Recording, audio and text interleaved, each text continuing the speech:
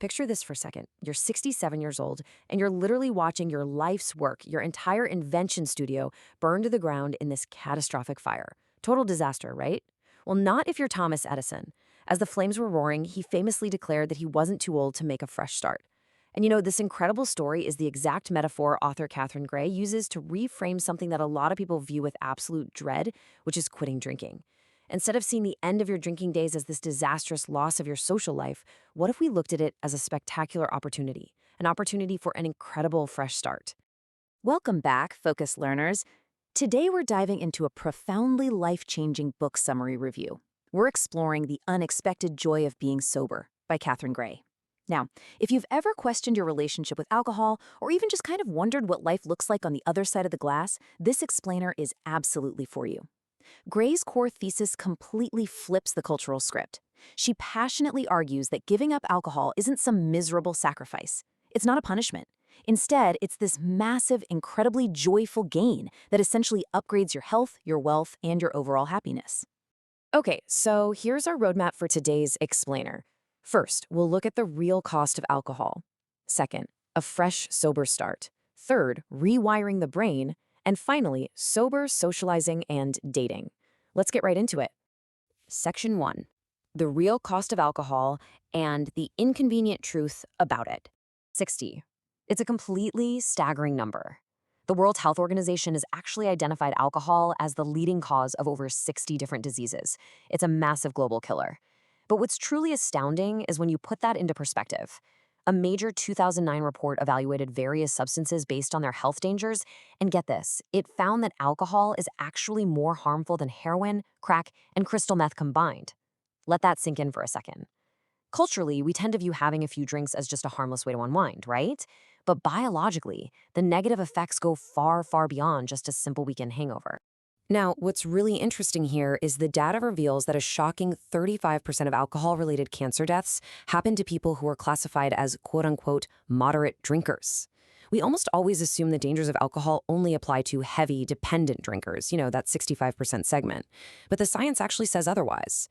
Researchers at Boston University found that drinking as little as 1.5 units a day, which, by the way, is basically just a single glass of wine, can set you on the road to a cancer diagnosis. Alcohol is literally a first-class carcinogen, right up there with tobacco and asbestos. So the inescapable truth, at least according to the data, is that the only truly safe amount of alcohol to drink is none at all. So we're living with this massive cognitive dissonance. It's a hugely inconvenient truth. Think about it. Every single day, the media portrays excessive drinking as glamorous, fun, and completely harmless. Society as a whole just collectively chooses to overlook its highly addictive nature. And the financial toll? It costs the UK alone billions of pounds annually in health and societal issues. Yet, at the exact same time, governments are profiting massively from taxing alcohol sales. When you really weigh these facts, we kind of have to ask ourselves why alcohol gets a total free pass, while other addictive substances are highly regulated and heavily stigmatized. Moving right along to Section 2, a fresh, sober start and embracing the challenge. Gray really doesn't sugarcoat the beginning of this journey. It requires work. Step 1 is preparing for the initial physical withdrawal, because your body is quite literally adjusting to the absence of an addictive substance. Step 2? Well, that's strapping in for a roller coaster of new emotions. Without alcohol there to numb your feelings, you're going to feel everything a whole lot more intensely. And step 3 is establishing accountability, meaning finding supportive people who know your goals. Now, you might be wondering, why go through all this? Because pushing through these tough early hurdles paves the way for some incredible benefits waiting just around the corner. We're talking clear skin, vastly increased energy, highly improved sleep, and just an entirely new, much more productive outlook on life. All right, Section 3, rewiring the brain and those amazing neurological upgrades. Under chronic alcohol use, your brain literally gets lazy. It basically learns that alcohol is the absolute easiest, fastest solution to any problem, and it relies heavily on one single well-worn pathway to release dopamine. But with sobriety and abstinence, your brain is actually forced to access hidden neural paths. It regains its diverse synaptic functions. And this is so cool. Studies show that after just a few months of sobriety, your brain's synaptic activity is restored to levels that are even better than those of non-dependent drinkers. Your brain is quite literally repairing and upgrading its neural networks, which makes you mentally stronger than ever before. And this neurological repair directly impacts how you see yourself. See, alcohol provides a faux confidence. That buzz and the warmth help shut inhibition, sure, but it's entirely superficial and it's short-lived. Going sober actually forces you to relearn real, authentic confidence. Without the buzz, you get deeply reacquainted with who you actually are. In fact, Gray points out something fascinating.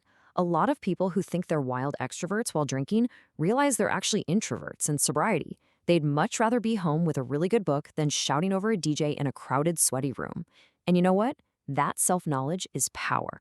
It allows you to build genuine self-care techniques, like taking some solo time instead of forcing yourself into loud, exhausting drinking settings. Bringing us to our final section, Section 4, Sober, Socializing and Dating, Getting Back Out into the World. Relearning how to socialize is such a critical step here. Early on, Gray advises just avoiding traditional pubs. Seriously, don't torture yourself while you're still adjusting. Instead, explore new spaces. Have you ever tried a sober morning rave? Or maybe grab a coffee at one of those alcohol-free bars and restaurants that are popping up all over the globe. Crucially, you need to build up your sober muscle. When you inevitably attend an event with alcohol, you have to fight the fantasy of that quote-unquote perfect drink with the harsh reality of the hangover and the anxiety that always follows it. You're going to face peer pressure for sure. People might dismiss you or push you to drink, but consider this the ultimate litmus test. Lean on your true friends, because true friends will absolutely support your healthy choices. Okay, we have to address the elephant in the room here: romance and intimacy. Society heavily pressures us to associate dating and sex with alcohol. It's the standard first date, right? Let's go grab a drink to loosen up. But Gray completely debunks this. Her findings reveal that sober dating is actually much easier, mainly because you don't need a chemical to feel attractive or confident. Furthermore, sober sex is proven to be far better than drunk sex. It's more memorable, it's highly sensual, and it's entirely intentional. It just leads to a much deeper, far more authentic connection overall. As we wrap up this explainer, I really want to leave you with a final thought. We've seen the stark health data, the societal illusions, and those incredible neurological and emotional upgrades that happen when you quit. Catherine Gray shows us that sobriety isn't some life sentence of boredom. It's a joyful reclamation of your entire life. So I have to ask you, if the science clearly says the only safe amount of alcohol is none, what amazing hidden parts of your authentic self are just waiting to be discovered in sobriety? Thank you so much for joining me on this deep dive today, Focused Learners. Keep exploring, keep learning, and I'll catch you in the next explainer.